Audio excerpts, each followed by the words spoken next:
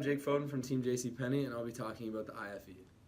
An internal factor evaluation matrix is a strategic tool used to evaluate firms' internal environment and to reveal its strengths as well as its weaknesses.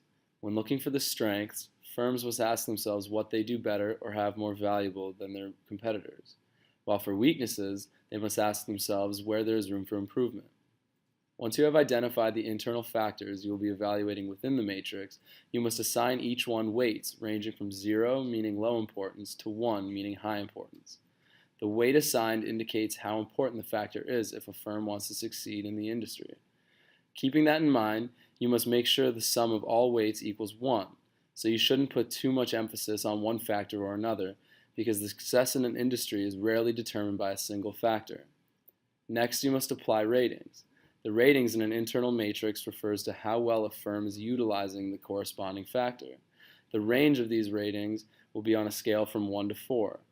They capture whether the factor represents a major weakness being 1, a minor weakness being 2, a minor strength being 3, or a major strength being 4. Once a weight and rating is assigned to each factor, you can multiply them together to receive a weighted score. The sum of all the weighted scores is simply the total weighted score, which acts as an indicator as to how well a company's strategies are doing. 2.5 is considered a neutral score, so below that would suggest poor performance and above that suggests good performance. When performing an internal factor evaluation for JCPenney, we decided that it had 6 key strengths and 4 key weaknesses. Its strengths include brand recognition, strong technological development, a diverse mix of in-house and private brands, a diverse product and service line, liquidity, and a diverse board of directors. JCPenney has been around for 100 years in the retail sector with strong brand equity, so their brand name alone must be used as one of their biggest strengths. We gave this a weight of 0.15 and a rating of 4, meaning it's a major strength of the firm. Next, their technological development is huge for the firm in an ever-changing retail market.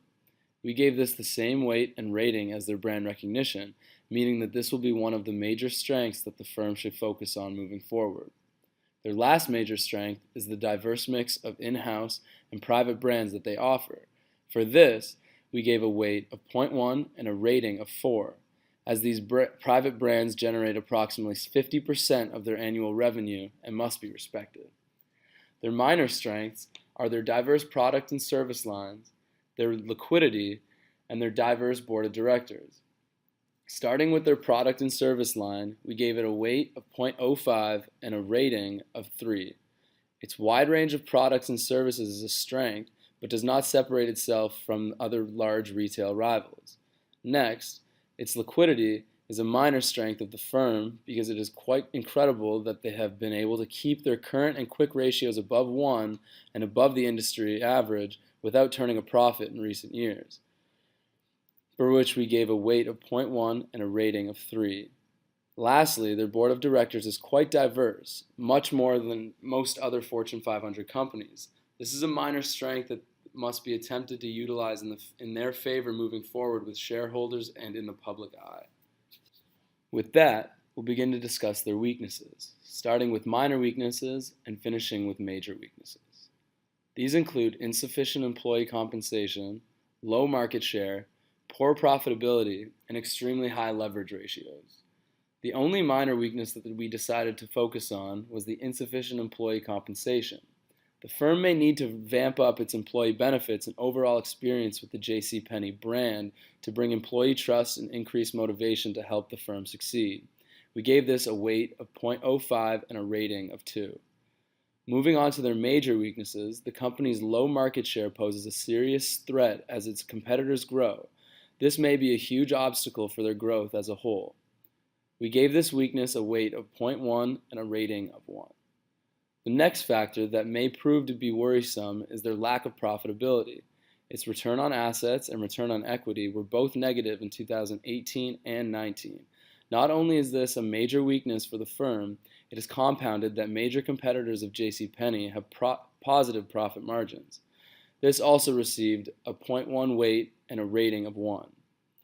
The last major weakness that we decided to analyze was that the firm has extremely high leverage ratios.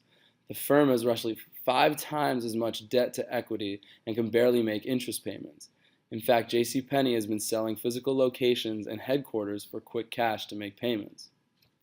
Taking into consideration all of JCPenney's internal factors and inputting them into the internal factor evaluation matrix, we found that after finding the sum of the weights multiplied by their corresponding ratings, it came to a total weighted score of 2.65.